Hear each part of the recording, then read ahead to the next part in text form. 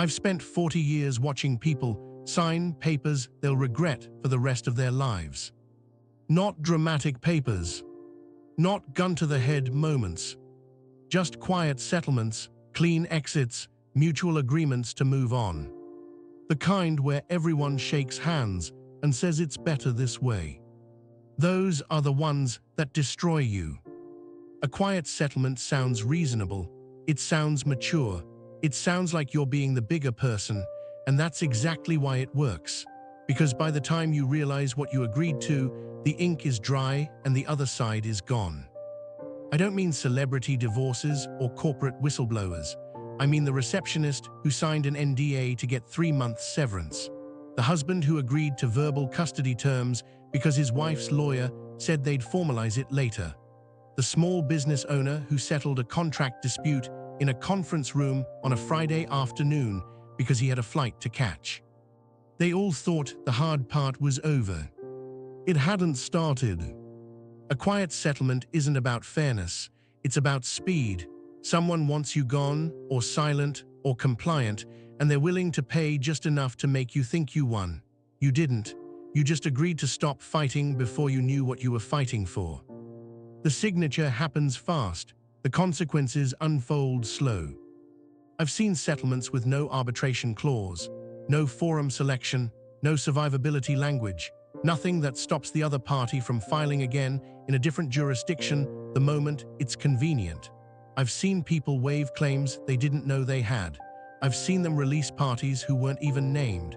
I've seen them sign away future damages for injuries that hadn't surfaced yet.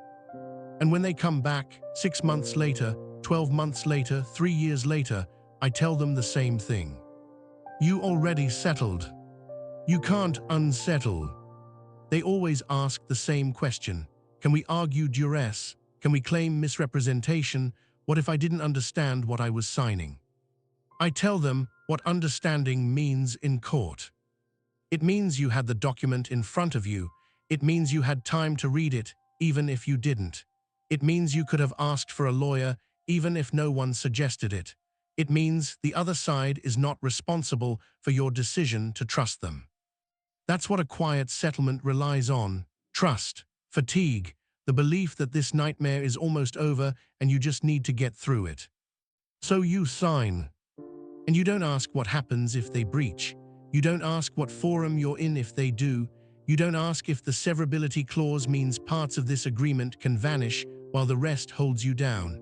You don't ask for a clawback. You don't ask who covers enforcement costs. You don't ask what record remains. You just want it over. I understand that. I signed a partnership agreement in 1991 without reading the indemnity section. I assumed it was standard. It wasn't. I found out 8 years later during a malpractice claim that I was personally liable for another partner's conduct in matters I never touched. It cost me a house. I didn't fight it. The agreement was clear. The settlement you're being offered right now isn't clear. That's the point. It's short, it's vague, it's friendly. That's not generosity, that's strategy. Vague terms benefit the drafter, always. If the language is soft, the interpretation is wide. If it says all claims arising from the relationship, that doesn't just mean what happened last month. It means anything they decide relates to the relationship retroactively forever. If it says confidential, it doesn't just mean you can't trash them on social media. It means you can't speak to your own lawyer about what happened without breaching. It means you can't use your own experience as evidence in an unrelated matter. It means you've locked yourself into silence while they remain free to describe events however they want, as long as they don't name you. You think that's paranoid? It's not. I've handled cases where the employer sued the former employee under a quiet settlement because the employee mentioned the settlement existed. Not what it said, not what happened, just that there was one breach. I've handled cases where a spouse used a vague settlement to block the other parent from enrolling the children in therapy because the agreement said mutual decisions regarding welfare and therapy wasn't explicitly listed. I've handled cases where someone settled a business dispute and then couldn't start a new business in the same industry for 5 years because the non-compete was embedded in paragraph 7 under ancillary agreements. They didn't read paragraph 7. They thought paragraph 7 didn't matter. It mattered. People treat quiet settlements like receipts. Sign it, file it, forget it, but a settlement isn't a receipt, it's a contract, and contracts are living documents. They activate when triggered, and the other side knows exactly where the triggers are because they wrote them. You don't know. You won't know until you trip one. Most settlements I've seen don't have expiration dates. They don't sunset, they don't fade. They survive bankruptcy. They survive remarriage. They survive your death if the estate language is broad enough. The thing you sign to make someone go away becomes the thing that follows you everywhere. And it's not enforced loudly. That's not how this works. You violate a term, they don't call you, they don't send a warning, they file, you get served. Now you're defending a breach claim in a jurisdiction you didn't choose, under terms you don't remember, with a settlement agreement you can't find because it's in a folder from 4 years ago labeled done. You're not done. You were never done. The worst settlements are the ones that feel kind, the ones where the other side is sympathetic, where they say they just want to move forward, where they let you keep something small so you feel like you negotiated. You didn't negotiate. You accepted pre-written terms with 1 or 2 edits that make you think you participated. You didn't. You just made it easier for them to say you agreed voluntarily. Voluntarily is a word that comes up a lot in court. It means no one forced you. It means you had options, even if you didn't think you did. It means you could have walked away, even if walking away meant losing everything. That's still a choice, and once you make it, you own it. No one feels bad for you later. Not the judge, not your own lawyer if you hire one after the fact, not the mediator you try to drag it back to. You already mediated, you already settled. This is the settlement. Now you want to unsettle because you don't like how it turned out. That's not how settlement works. Settlement is compromise. You give up certainty for peace. But if the peace is conditional and the terms are one-sided, you didn't compromise, you capitulated. And capitulation dressed up as resolution is still capitulation. I've sat across from people who signed away custody holidays because they were told it was temporary. It wasn't temporary. There was no sunset clause.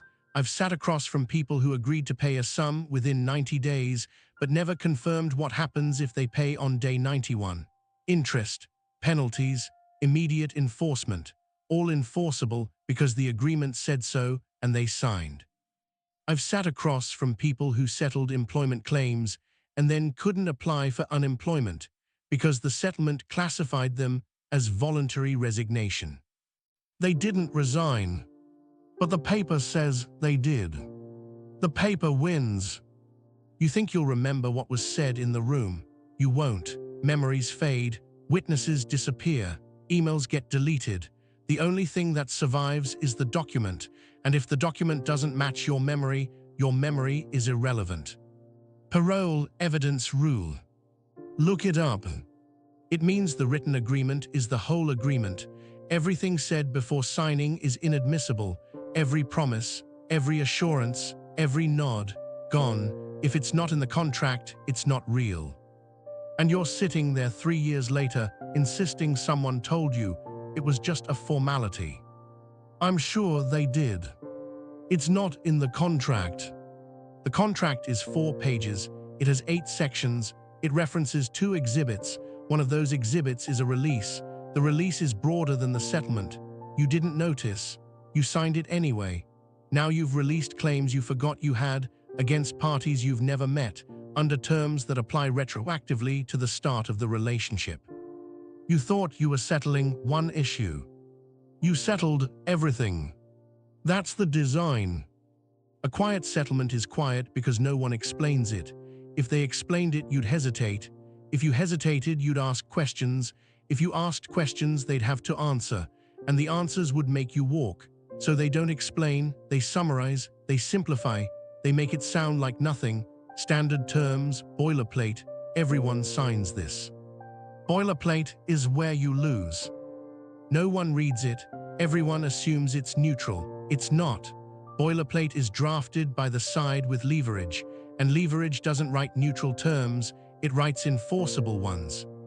If you sign something because you're tired, you'll regret it when you're rested. If you sign something because you're scared, you'll regret it when you're safe.